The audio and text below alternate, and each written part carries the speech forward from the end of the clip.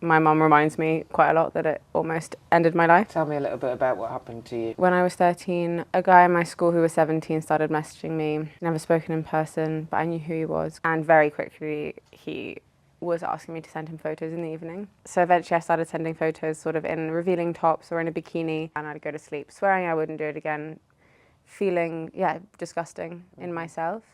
And then I got a message from a random guy who was at my school, but I didn't know who he was, also 17, asking me to send him photos. And then when I said no, he sent me a bunch of photos he already had of me. And how did that feel in that moment? Everything just collapsed. It's a criminal offence what he did. We're talking about it like it's just a young lad doing what young lads do, but a 17-year-old asking a 13-year-old to send explicit images. It's disgusting. Is grooming and it is child sexual abuse. The day before year 10 started, I got a message from a guy in my year sending me photos of myself, and I just knew they were out. And then the school found out because everyone knew. And they said, we know you've been sending photos to boys.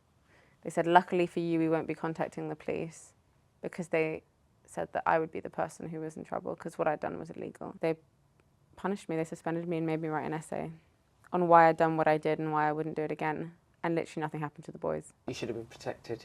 You should have been protected by the technology. You should have been protected by your school. You have campaigned very vociferously on the issue of nudification apps.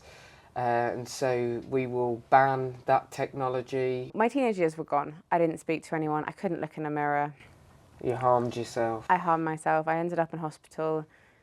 Spent the rest of year 10 on suicide watch. The thing that would have stopped all of this happening to you is if you as a child had not been allowed to take a nude image of yourself in the first place. Yeah. That should never have been allowed to happen. Yeah. And so it is on us to make sure that the safest possible safeguards are put in place for children on their phones.